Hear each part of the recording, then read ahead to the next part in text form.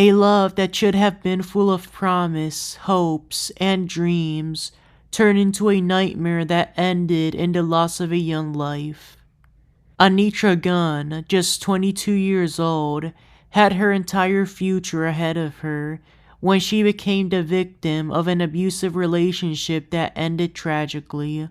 This is Strawberry Ink, and today we're covering the story of Anitra Gunn, her tragic disappearance, and the man who stole her future, Demarcus Little. Anitra Gunn was a young woman from Georgia with dreams of a bright future.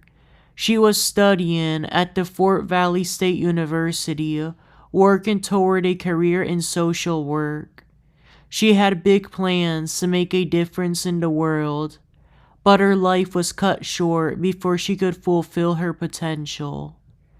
Anitra had been in a relationship with Demarcus Little, a man who, over time, would prove to be dangerous and violent. While their relationship started like many others, it soon took a darker turn. Friends and family of Anitra would later reveal signs of abuse, warning signs that were too often ignored. On Valentine's Day in 2020, Anitra was last seen leaving her home. Then she went missing. Her family, desperate for answers, contacted authorities. It quickly became apparent that something was terribly wrong. Friends and family knew that Anitra wouldn't have just disappeared without a trace. A young woman with so much promise couldn't have just vanished. And soon, investigators would turn their attention to the man closest to her, Demarcus Little.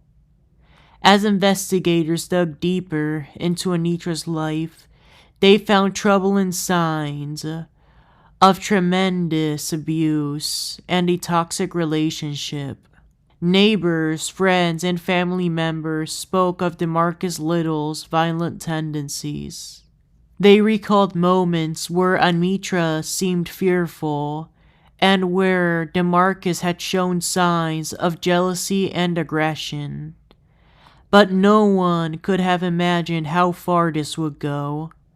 Authorities found evidence that pointed to Demarcus Little being involved in her disappearance. Surveillance footage, phone records, and witness testimonies led investigators to believe that Anitra was no longer alive. They began a search for her body. Days after Anitra had gone missing, investigators found her body in a wooded area. It was a tragic and heartbreaking discovery. The young woman who had once had so much life ahead of her was gone. Her future erased by the hands of someone she trusted. Anitra's body was examined at the Peach County Coroner's Office, and the remains were confirmed to be hers. The cause of death was determined to be murder by strangulation, and it was clear that Anitra had been violently attacked. The evidence surrounding her death pointed squarely at Demarcus Little. He was an Army soldier stationed at the Fort Gordon military base in Georgia. The Peach County Sheriff's Office had showed up at the base to arrest him for property damage, as surveillance footage had caught him damaging Anitra's car by smashing its windows and slicing its tires. Demarcus Little was arrested and processed at the office's headquarters before being booked into the Peach County Jail on a misdemeanor of criminal damage to property. The bail for this charge was $10,000 with assistance from a bond agency. However, once he arrived at the jail, before he could be released, Demarcus Little was tied to the murder of Anitra Gunn. Therefore, he was ordered to remain at the jail, as he was charged in this new case with felony murder and malice murder. The following day, Chief Magistrate Lawrence Lee denied him bail for the murder charges. Shortly after, Judge Connie Williford confirmed that Demarcus Little would remain in the Peach County Jail to await trial. The investigation revealed that he had been abusive toward Anitra in the months leading up to her death. He had stalked her, controlled her, and ultimately, his jealousy and rage had taken her life. Demarcus Little's arrest was met with shock and disbelief by those who knew Anitra. Many had hoped she would be found alive and safe, but instead, they were left with the painful reality that her life had been stolen by the very person who was supposed to love her. Assistant DA Neil Halvorson vowed to prosecute the case and present it to a grand jury. This grand jury indicted Demarcus Little on an extra charge of aggravated assault. After the charge was filed, he appeared before Associate Judge Gregory Homer and pleaded not guilty to all charges. Anitra was only 22 years old. Her funeral services were held in Alabama, where her family is from.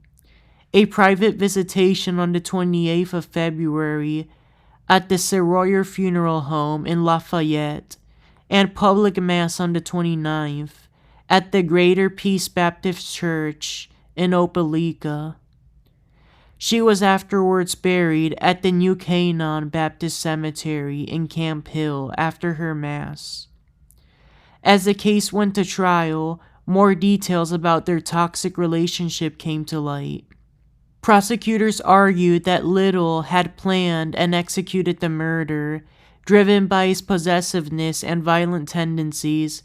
Little's defense attempted to claim that the death was not premeditated, but the overwhelming evidence of abuse and control made that argument hard to accept. The prosecution painted a picture of a man who had no regard for the woman he claimed to love, a man who saw Anitra as nothing more than an object to possess. Anitra Gunn's tragic death left a deep wound in her community. She was a young woman with a bright future, taken away far too soon by someone who had no business being in her life. Her family and friends mourned her loss, but they also vowed to honor her memory and raise awareness about the dangers of abusive relationships.